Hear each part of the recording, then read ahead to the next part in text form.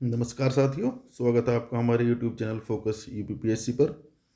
साथियों, आज का हम यह संपादकीय दैनिक जागरण पेपर से लेकर आए हैं जो आतंकवाद से संबंधित है।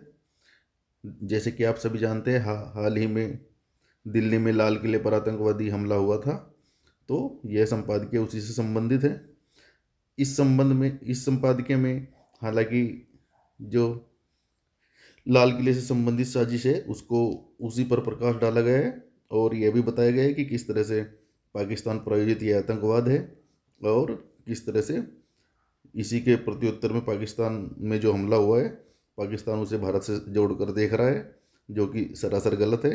तो ये सब राजनीतिक पहलू है, लेकिन हमारे मेंस की दृष्टि से हम यह देखेंगे कि आतंकवाद किस प्रकार से भारत के लिए आंतरिक सुरक्षा का एक बहुत बड़ा मुद्दा बना हुआ है और किस तरह से पाकिस्तान हमारे यहाँ प्रोक्सी आतंकवाद फैला रहा है। इस पर आयोग अपनी मुख्य परीक्षा में हर वर्ष प्रश्न पूछता है और यह GS3 पेपर के आंतरिक सुरक्षा खंड से सीधा सीधा जुड़ा हुआ आर्टिकल है। तो एक बार आप इस आर्टिकल को पढ़ लीजिए, दैनिक जागरण का यह आर्टिकल है। तो इसके ऊपर हम अपना एक मेंस का प्रश्न उत्तर बना चुके हैं जो हमारी मुख्य परीक्षा के लिए काफ़ी महत्वपूर्ण है।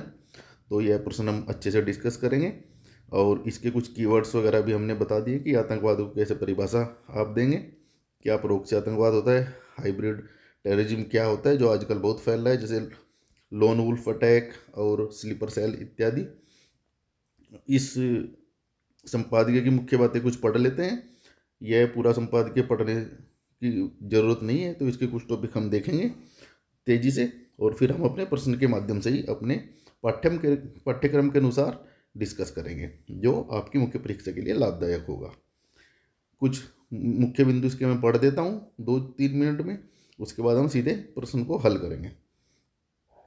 भारत के प्रधानमंत्री प्रत्येक स्वतंत्रता दिवस पर लाल किले की जिस प्राचीर से राष्ट्र को संबोधित करते हैं, उसी के निकट यह भयावह आतंकी हमला हुआ है जिसने कई सवाल खड़े किए हैं। हालांकि भारत की आतंकवाद के प्रति जीरो टॉलरेंस की नीति है और ये हम ऑपरेशन सिंदूर में देख भी चुके हैं कि भारत अब काफ़ी एग्रेसिव होकर आतंकवाद का मुकाबला कर रहा है। यही सब इधर बताया गया है। इसमें यह बताया गया है कि किस प्रकार से अब आतंकवादी जो है केवल पाकिस्तान से नहीं आते हैं, जबकि एक वाइट कॉलर टेररिस्ट का मॉड्यूल हमारे यहाँ भी तैयार किया जा रहा है। इसमें पाकिस्तानी एजेंसियों का बड़ा हाथ है। तो यह वही सब इस आर्टिकल में बताया गया है। यह सब बताया गया कैसे उनको पकड़ा गया है। NCR रीजन से फरीदाबाद से जो विस्फोटक बरामद हुआ था, उसके बावजूद अगले ही दिन यहाँ दिल्ली में अटैक होता है और सुरक्षा एजेंसियों की जो चूक है उस पर भी प्रकाश डाला गया है।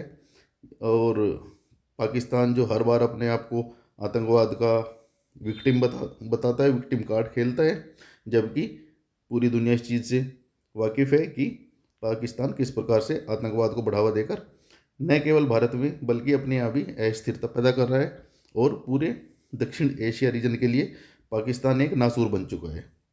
तो इस संपादकीय में यही सब दिया हुआ है कि कूटनीतिक प्रयास करने होंगे, राजनीतिक प्रयास करने होंगे। तो उसके ऊपर एक ये प्रश्न है मुख्य परीक्षा का जो हम डिस्कस करेंगे। प्रश्न क्या है? आतंकवाद के बदलते स्वरूप ने भारत की आंतरिक व बाह्य सुरक्षा के लिए चुनौतियां खड़ी की है, विश्लेषण कीजिए। इसका पहला कीवर्ड आप देखिए, क्या है? आतंकवाद का बदलता स्वरूप। बदलता स्वरूप क्या है? जैसे पहले आतंकवाद कैसा होता था, प्रॉपर आतंकवादी पाकिस्तान में तैयार किए जाते थे, फिर उनको सीमा पार कराया जाता था, फिर वो यहाँ आकर अपनी हिंसक गतिविधियों को अंजाम देते थे। लेकिन हाल ही के दिनों में देखा गया है कि यह इस आतंकवाद का स्वरूप बदलने लगा है। अब आतंकवाद केवल परंपरागत आतंकवाद ही नहीं रहा, बल्कि प्रोक्सी और हाइब्रिड आतंकवाद बन चुका है। डिजिटल कट्टरपंथ अब तैयार हो रहे हैं, स्लीपर सेल संस्कृति बढ़ रही है और अब हथियार जो है सीधा बॉर्डर से ना क्रॉस करा के ड्रोन के माध्यम से भी हथियार सप्लाई किए जा रहे हैं। और इन सब के लिए जो फाइनेंसिंग होती है वो border terror financing cross border terror financing होती है, अर्थात बाहर से हवाला के जरिए या ड्रोन इत्यादि के माध्यम से या स्लीपर सेल के माध्यम से भी पैसा जुटाया जाता है। तो सबसे पहले आप जानिए कि आतंकवाद की परिभाषा क्या है। विडंबना यही है कि अभी तक सभी राष्ट्रों के द्वारा आतंकवाद की कोई एक सर्वमान्य परिभाषा एक्सेप्ट नहीं की गई है। तो यह एक सबसे बड़ी चिंता का विषय है। जैसे कि भारत बार बार कहता है कि गुड टेररिज्म और बैड टेररिज्म में कोई अंतर नहीं है, लेकिन पाकिस्तान क्या बोलता है, गुड टेररिज्म जो उनका फ़ायदा पहुंचाते हैं, बैड टेररिज्म जो उनका नुकसान पहुंचाते हैं। जबकि भारत आतंकवाद को केवल आतंकवाद की दृष्टि से देखता है, उसे उसे हमेशा बैड टेररिज्म ही मानता है। तो पाकिस्तान जैसे राष्ट्र अपने निजी हितों के लिए इस प्रकार की परिभाषाएं तैयार करते हैं, गढ़ते हैं और युवाओं का ब्रेन वॉश करते हैं। तो आतंकवाद की एक परिभाषा आपको अगर लिखनी है तो वो यहाँ दी हुई है, आप यहाँ से नोट कर लीजिए। आतंकवाद वह संगठित, पूर्व नियोजित और हिंसात्मक गतिविधि है जिसका उद्देश्य भय, असुरक्षा और राजनीतिक, धार्मिक एवं वैचारिक लक्ष्य प्राप्त करने हेतु किसी समाज या राज्य को दबाव में लाना है, अस्थिर करना है या बाध्य करना होता है। यह गतिविधियाँ किसके विरुद्ध होती है? सामान्य नागरिकों के, सरकारी प्रतिष्ठानों के, सार्वजनिक स्थलों के और कुछ समूहों के प्रति भी होती है। तो यह एक आतंकवाद की आप परिभाषा लिख दीजिए। अगर आतंकवाद के ऊपर सीधा सीधा क्वेश्चन पूछा जाता है तो देखते हैं। भूमिका में हम 3-4 लाइन की भूमिका लिखेंगे, जैसे आपको बताया था मेंस के प्रश्नों में। हाल ही में दिल्ली में हुआ आतंकी हमला, देखिए, क्योंकि अगर अभी मेंस में ये क्वेश्चन पूछा जाता है तो इसको हम करंट से जोड़कर लिखेंगे। करंट घटनाएं जो होती हैं हमारी, तो वह एक अच्छा आंसर माना जाता है। इससे एग्जामिनर को यह पता चलता है कि आप केवल किताबों से रटा रटाया पढ़कर नहीं लिख रहे हैं, जबकि बल्कि आप अपने आसपास के जो परिवेश में हो रहा है उससे भी अवेयर हैं। तो यह एक हम दिल्ली आतंकवादी हमले से जोड़ते हुए एक परिभाषा देंगे, भूमिका लिखेंगे छोटी सी 2 लाइनें की। दिल्ली, ये देखिए, दिल्ली में हुआ आतंकी हमला यह संकेत देता है कि आतंकवाद का स्वरूप परंपरागत से नेटवर्क आधारित हाइब्रिड मॉडल में बदल चुका है। ये कीवर्ड हम क्यों यूज कर रहे हैं? क्योंकि क्वेश्चन में हमारे पूछा है कि क्वेश्चन की शुरुआत ही इससे है कि आतंकवाद के बदलते स्वरूप नहीं। तो यहाँ भूमिका में भी हम थोड़ा सा बता देंगे कि ये आतंकवाद का जो बदलता स्वरूप है भारत की सुरक्षा नीति के सामने नई नई चुनौतियाँ प्रस्तुत कर रहा है। तो ये 2 लाइन का निष्कर्ष लिखेंगे। अब पहला हेडिंग वही क्वेश्चन की डिमांड के अकॉर्डिंग हम डालेंगे। पहला हेडिंग हमारा क्या है? बदलते स्वरूप के संकेत, अर्थात आतंकवाद के बदलते स्वरूप क्या क्या हैं। देखिए, प्रोक्सी व हाइब्रिड आतंकवाद। प्रोक्सी आतंकवाद क्या होता है? जैसे अब आतंकवादी संगठन क्या करते हैं, सीधा सीधा चुनौती न देकर भारत को, जैसे पहले तालिबान और ये IS होते थे, ये सीधे सीधे लड़ते थे जाकर। लेकिन अब प्रोक्सी और हाइब्रिड आतंकवाद क्या हो रहा है, ये सीधे सामने नहीं आएंगे क्योंकि भारत एक ताकतवर देश है। ये क्या करते हैं कि अपने स्लीपर सेल और अपने जो पूरी जो टीम है वो हमारे देश के अंदर ही तैयार करने में लगे हुए हैं, और साथ ही साथ उधर से सीमा पार से भी ये आतंकवादी भेजते रहते हैं। तो ये प्रोक्सी वार होता है। प्रोक्सी वार अर्थात सीधा सीधा नहीं होकर छिप कर जो वार करते हैं, कायरों के जैसे। हाइब्रिड आतंकवाद वही कि अभी केवल सीधा सीधा आतंकवाद जो है ये हथियारों का आतंकवाद नहीं, ये वैचारिक आतंकवाद भी बन रहे हैं। सोशल मीडिया के माध्यम से युवाओं को भड़काते हैं, हनी ट्रैपिंग करते हैं, और न जाने कौन कौन से रूप, जैसे कि लोन वुल्फ अटैक एक नया कीवर्ड होता है इसमें जाकर। जैसे ये अभी जो दिल्ली वाला हमला हुआ है, ये एक किस्म से लोन वुल्फ अटैक ही है। हालांकि इन्होंने काफ़ी बड़ी योजना तैयार की थी कि भाई ऐसे ऐसे हम कई जगहों पे विस्फोट करेंगे, लेकिन आखिरकार क्या हुआ, जब नेटवर्क का खुलासा हुआ तो वो अकेला बंदा जो उमर जो था गाड़ी में बैठकर, वो लोन वुल्फ अटैक उसने किया। भीड़ भाड़, लोन वुल्फ अटैक में क्या होता है कि अकेला आदमी जाकर भीड़ भाड़ वाली जगह पर बम विस्फोट या गोलीबारी करता है। वो केवल अपनी जान को खतरे में डालते हुए सबको नुकसान पहुंचाते हैं। तो प्रोक्सी व हाइब्रिड आतंकवाद, राज्य प्रायोजित आतंकवाद जो कि पाकिस्तान है। दुनिया का सबसे बड़ा उदाहरण ये राज्य प्रायोजित आतंकवाद का पाकिस्तान है, क्योंकि वो प्रॉपर फंडिंग करते हैं अपने यहाँ जो पाक ऑक्यूपाइड जम्मू एंड कश्मीर है, वहाँ वह ट्रेनिंग भी देते हैं। तो पूर्ण रूप से राज्य प्रायोजित आतंकवाद जो है भारत की ओर धकेला जाता है। स्थानीय मॉड्यूल, जैसे कि इन्होंने यहाँ फरीदाबाद में जो आतंकी मॉड्यूल है ये तैयार किए थे। तो ये इस प्रकार से प्रोक्सी और हाइब्रिड आतंकवाद की और अब पाकिस्तान बढ़ रहा है। डिजिटल कट्टरपंथ, सोशल मीडिया का दुरुपयोग ये लोग करते हैं, उसके माध्यम से ये भर्ती करते हैं। अभी इस मॉड्यूल में भी खुलासा हुआ है, जो दिल्ली आतंकवाद का मॉड्यूल हुआ है, कि ये सोशल मीडिया के माध्यम से ये सब लोग जुड़े हुए थे। तीसरा क्या है, स्लीपर सेल संस्कृति, छोटे छोटे मॉड्यूल द्वारा शहरी हमले। स्लीपर सेल वो लोग होते हैं जो इनके लिए कार्य करते हैं, लेकिन वो 24 घंटे या हमेशा एक्टिव नहीं रहते।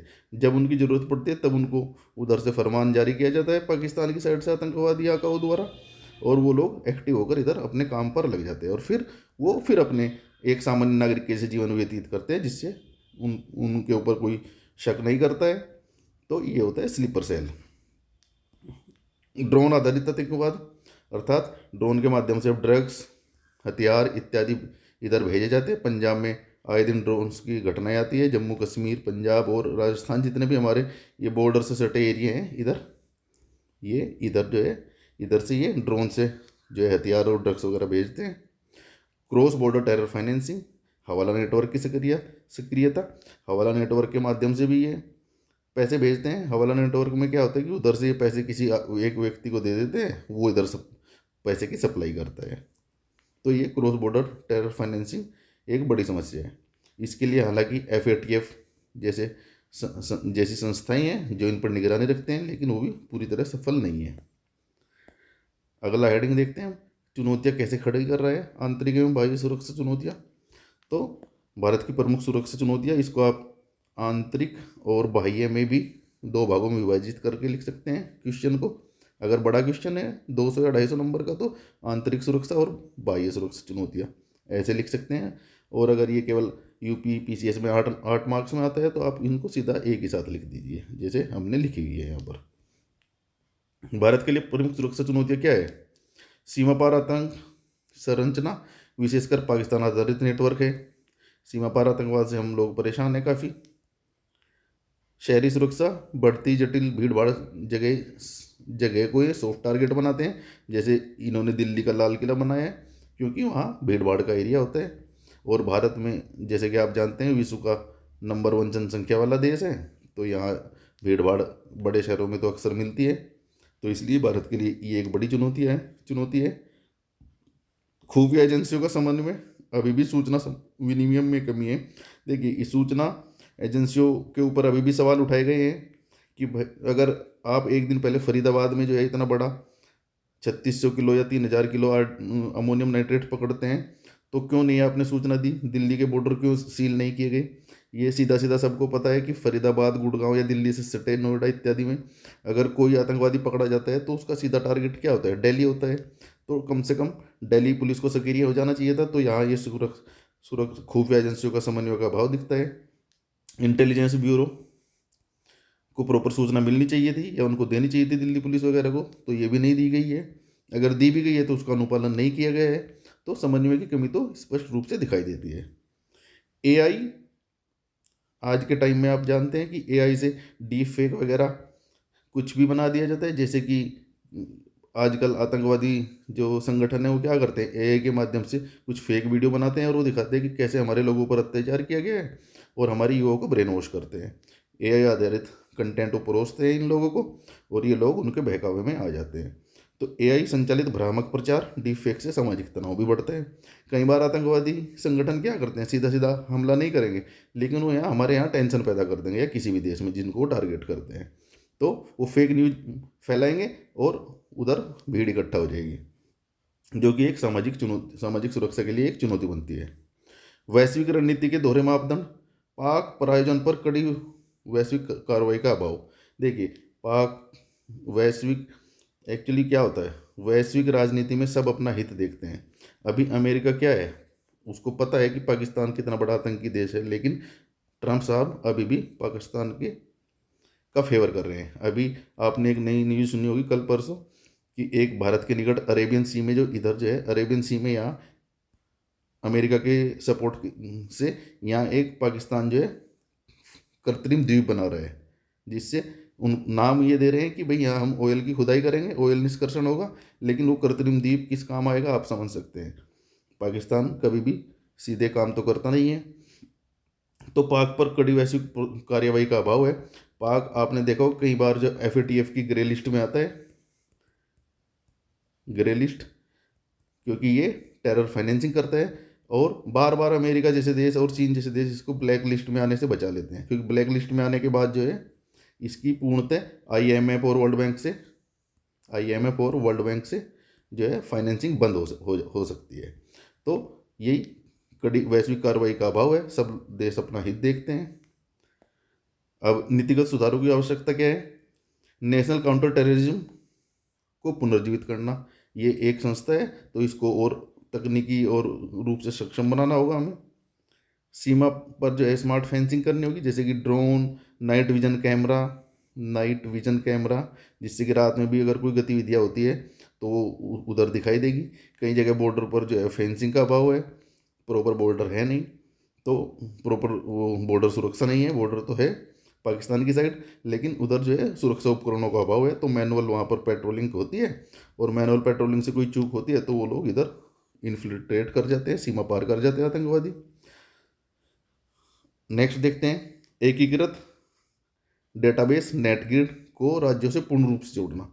नेटग्रिड क्या है? National intelligent network, national intelligence intelligence network. तो इसमें क्या होता है कि सूचना का आदान प्रदान होता है, जितने भी आतंकवादी है उनका फेस, उनका DNA इत्यादि वहाँ उनके पास होता है, और ये राज्यों को सूचना समय समय पर दी जाती है। लेकिन इस क्या है, अभी इसको सभी राज्यों को इससे पूर्णतः जोड़ा नहीं गया है। जैसे कि सभी राज्यों की पुलिस और STF इत्यादि है, उनको इससे जोड़ना चाहिए अच्छे से। जैसे ही कोई आतंकवादी उभर कर आता है, उसकी सूचना पूरे भारत में सभी राज्यों और यूनियन टेरेटरी को दी जानी चाहिए, तो इसका भी अभाव है। भारत अमेरिका यूरोप के साथ काउंटर टेरर कोऑपरेशन बढ़ाना चाहिए, जिसके लिए भारत प्रयास भी करता है, लेकिन अमेरिका जैसे देश अपने निजी हितों के लिए इसको ताक पर रख देते हैं। कट्टरपंथ रोधी सामुदायिक भागीदारी मॉडल, अर्थात जैसे कि अभी आपने देखा होगा जम्मू कश्मीर में सेना द्वारा कई अभियान चलाए गए, जिससे युवाओं को खेल से जोड़ा जा रहा है। वहाँ के जो धार्मिक गुरु हैं उनसे मुलाकात कर समाज में समन्वय बढ़ाने की कोशिश की जाती है। तो कोई भी सामाजिक समस्या होती है तो उसके लिए सामुदायिक भागीदारी काफ़ी ज़रूरी है, तो इसलिए ये प्रयास हमें करने चाहिए। अब इसका एक छोटा सा निष्कर्ष देख लेते हैं, एक सकारात्मक निष्कर्ष और भविष्यवादी निष्कर्ष लिखेंगे। आतंकवाद अब पारंपरिक युद्ध नहीं बल्कि एक निरंतर विकसित होता नेटवर्क है। भारत को प्रोएक्टिव ऐप और टेक ड्रिवन अर्थात तकनीकी का प्रयोग करके एक सुरक्षा मॉडल अपनाना होगा जिससे भविष्य की चुनौतियों का सामना किया जा सके। तो अभी टेक्नोलॉजी का हर जगह लाभ लेना चाहिए हमें, और प्रोएक्टिव होना चाहिए कि इससे पहले कि हमारे ऊपर हमला हो, उससे पहले ही हमें सूचना तंत्र अपना इतना मजबूत होना चाहिए कि भाई हम उसको हमले के पहले ही रोक सके, और युवाओं का जो ब्रेन वॉश ऑनलाइन होता है उसको भी रोक सके। तो यह एक आतंकवाद के ऊपर एक क्वेश्चन बना दिया गया है, इसका मॉडल उत्तर आपके लिए बना दिया गया है, आप इसको देख सकते हैं। यहाँ कुछ परिभाषाएं और मैंने जो कीवर्ड है उनको डिफाइन किया हुआ है, तो आप इनको पढ़ लीजिए एक बार, ये क्योंकि ये कीवर्ड सीधे सीधे आपके क्वेश्चन के अंदर आएंगे। तो जैसे क्वेश्चन के अंदर आपको कीवर्ड आता है तो डेफिनेशन अर्थात भूमिका में आपको उसको थोड़ा सा डिफाइन कर देना चाहिए। प्रोक्सी आतंकवाद क्या है? जब कोई देश प्रत्यक्ष युद्ध में शामिल हुए बिना गैर राज्य समूह जैसे आतंकवादी संगठनों को धन, हथियार, प्रशिक्षण, सुरक्षित ठिकाने देकर शत्रु देश को अस्थिर करने का प्रयास करता है, तो इसे प्रोक्सी आतंकवाद कहा जाता है। उदाहरण, पाकिस्तान द्वारा भारत में आतंकी संगठनों को समर्थन। जैसे कि यहाँ हमारे यहाँ भी कुछ आपने देखे होंगे आतंकवादी संगठन ये तैयार करने की कोशिश करते हैं, हालांकि सरकार उसको बार बार ध्वस्त कर देती है इनकी इस ढांचे को। हाइब्रिड आतंकवाद, वही जो बताया, एक नया मॉडल है, स्थानीय प्लस विदेशी नेटवर्क मिलकर तैयार करते हैं। हमारे यहाँ से दूसरे देश से कुछ लोग भर्ती करते हैं और कुछ अपने यहाँ से करते हैं, तो हाइब्रिड बना देते हैं उसको। जैसे कि कश्मीर में lone wolf attack, local cell का मिश्रण, ये हाइब्रिड आतंकवाद को आजकल पाकिस्तान बढ़ावा दे रहा है। इसी में इंफॉर्मेशन वारफेयर भी आ जाता है, इंफॉर्मेशन वारफेयर अर्थात सूचना युद्ध, भ्रामक खबरें फैलाई जाती है। ये डिजिटल आतंकवाद का भी एक रूप है, जैसे social media, Telegram channel, WhatsApp group या यूट्यूब के माध्यम से कट्टरपंथी विचारधाराओं को बढ़ावा देना और युवाओं को ब्रेन वॉश करना।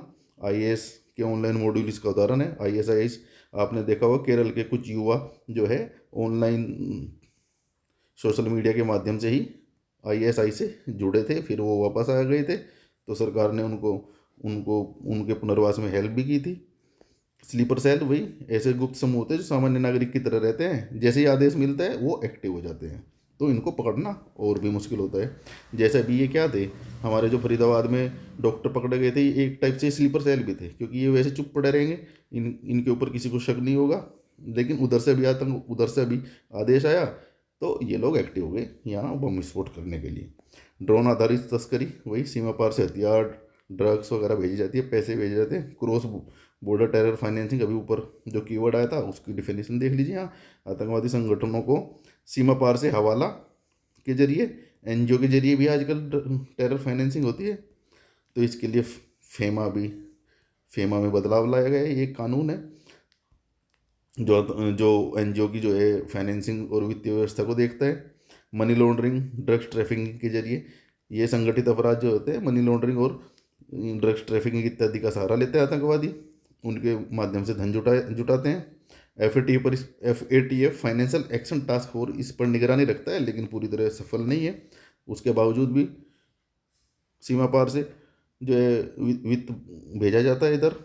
सॉफ्ट टारगेट, वही सॉफ्ट टारगेट होते हैं कौन, जहाँ भीड़ भाड़ होगी वो सॉफ्ट टारगेट होगी, जहाँ सुरक्षा व्यवस्था कम होगी। जैसे लाल किले पर आपने देखा होगा, खबरों में आया था कि वहाँ सुरक्षा कम की कमी थी, केवल 3-4 सिपाही खड़े थे, तो इन्होंने देखा कि ये अच्छी जगह है हमला करने के लिए।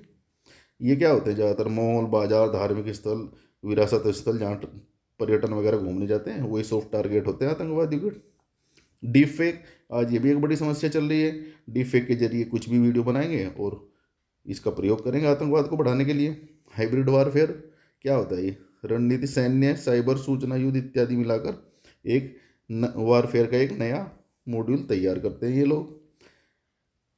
कम्युनिटी एंगेजमेंट मॉडल क्या होता है, वही धार्मिक नेताओं, शिक्षकों, युवाओं को जोड़कर कट्टरपंथ रोकने के लिए, गलत विचारधारा से निकालने के लिए युवाओं को वैकल्पिक मार्ग देने की रणनीति।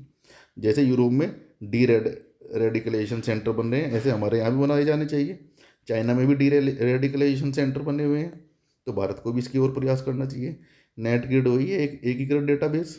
इसके अंदर क्या होता है, आतंकवादी या कट्टरपंथियों के बैंक रिकॉर्ड, पासपोर्ट, हवाई यात्रा, अपराध इत्यादि का पूरा डेटा रहता है और ये आपस में शेयर किया जाता है। National intelligence grid. Counter terrorism cooperation, दो या अधिक देशों के बीच आतंकवाद सहयोग विरोधी सहयोग है ये। इसके अंदर खुफिया साझेदारी की जाती है, संयुक्त प्रशिक्षण होता है कैसे निपटना है आतंकवाद से, टेक्नोलॉजी का उपयोग किया जाता है और साझा की जाती है टेक्नोलॉजी। आतंकी फंडिंग पर कार्रवाई होती है। जैसे Bharat America homeland security dialogue, ये एक पहल है भारत और अमेरिका की, तो इसमें ये सूचनाओं का आदान प्रदान करते हैं। तो इसको भी आप कोट कीजिए जब भी कहीं आगे का सुझाव आता है, आतंकवाद से संबंधित कोई क्वेश्चन अगर आता है आपके मेंस में। तो ये दोस्तों, ये अभी हमने इतना डिस्कस किया है। आशा करता हूँ कि आपको ये आतंकवाद का ये क्लियर हो चुका होगा। अब ये सूचना मैं देता हूँ थोड़ी सी, हमारी ये टेस्ट सीरीज चल रही है, जिनको जुड़ना है अच्छे से जुड़ सकते हैं। 31 टेस्ट इसमें दिए जाएंगे, फीस अभी घटाकर ये की गई है। 20 ही एडमिशन लिए जाते हैं एक बैच में, अभी तीसरा बैच हमारा शुरू होने जा रहा है। 10 से अधिक एडमिशन उसमें हो चुके हैं, तो आप जल्दी से जुड़ जाइए इससे। ये देखिए, इसका पूरा आपको एक एक चीज़ का मॉडल आंसर प्रोवाइड किया जाता है, कॉपियों की डिटेल से चेकिंग होती है इस तरह। देखिए, ये जैसे व्याख्या है, इन्होंने एक व्याख्या लिखी थी एक छात्र को द्वारा, तो हमने बताया कि ये सब लिखने की ज़रूरत नहीं है, व्याख्या में केवल अलग पार्ट लिखना है। इसी प्रकार से ये देखिए, जो भी एक्स्ट्रा लिखते हैं उनको काट दिया जाता है और बताया जाता है कि व्याख्या किस संदर्भ में लिखनी है। ऐसे नहीं है कि कुछ भी व्याख्या आप लिख दोगे और नंबर मिल जाएंगे। ये आप देख सकते हैं, हमारा ये निबंध का एक मॉडल उत्तर है। एक प्रॉपर मॉडल उत्तर आपको दिया जाएगा। फुल 5 इस फुल लेंथ टेस्ट निबंध के भी होंगे और बाकी 20 से ज़्यादा आपको मॉडल उत्तर दिए जाएंगे निबंध के भी। इसमें आपको उद्धरण, दोहे वगैरह का प्रयोग करके निबंध को रोचक बनाया गया है। आप इसको सीधा सीधा भी याद करेंगे तो आप एक अच्छा निबंध लिख सकते हैं। इस प्रकार से क्वेश्चन आंसर वोकेबलरी के भी दिए जाते हैं आपको मॉडल उत्तर प्रॉपर। दोस्तों, आप हमारे इस टेलीग्राम चैनल से इसका पीडीएफ भी मिल सकता है, जो हम डिस्कशन करते हैं डेली, और अन्य कंटेंट आपको जो आरओ और यूपी पीसीएस के लिए इम्पोर्टेंट है वो भी मिलेगा। तो आप इस चैनल से जुड़ जाइए, फोकस यूपी पीसीएस। और कोई भी इंक्वायरी आपको करनी है टेस्ट सीरीज या किसी भी कोर्स से रिलेटेड, आप यहाँ से पूछ सकते हैं। या आपको कोई अतिरिक्त भी समस्या आ रही है, हमसे नहीं जुड़ना है पेड से, फ्री कंसल्टेंसी भी आपको दी जाएगी, तो 9811504781 इस नंबर पर आप केवल व्हाट्सअप कीजिए या टेलीग्राम कीजिए। दोस्तों ये हमारा यूट्यूब चैनल है। हमारी ये पहला आपको कैसी लग रही है इसके लिए आप कमेंट कीजिए और अपने सुझाव भी हमें कमेंट में लिखिए। फोकस यूपी पीएससी अपने दोस्तों के साथ शेयर कीजिए, लाइक कीजिए और सब्सक्राइब कीजिए। आज के लिए दोस्तों इतना ही है, क्योंकि दोस्तों हमारा ये उद्देश्य रहता है कि आपको कम से कम समय में अधिक से अधिक मेंस ओरिएंटेड कंटेंट कराया जाए। तो यहाँ पूरा अभी जब जिस दिन ज़रूरत होती है हम पूरा आर्टिकल पढ़ते हैं, जिस दिन ज़रूरत नहीं होगी तो पढ़ने की कोई ज़रूरत नहीं है, सीधा सीधा क्वेश्चन इसके ऊपर बना दिया जाता है। तो ये आपके लिए आपका समय बचाएगा और आपको मेंस के लिए सीधे हेडिंग और कंटेंट सीधा सीधा मिल जाएगा। तो दोस्तों इसी के साथ वीडियो को समाप्त करते हैं। पढ़ते रहिए, लिखते रहिए और सिलेक्शन लेकर रहिए। Thank you.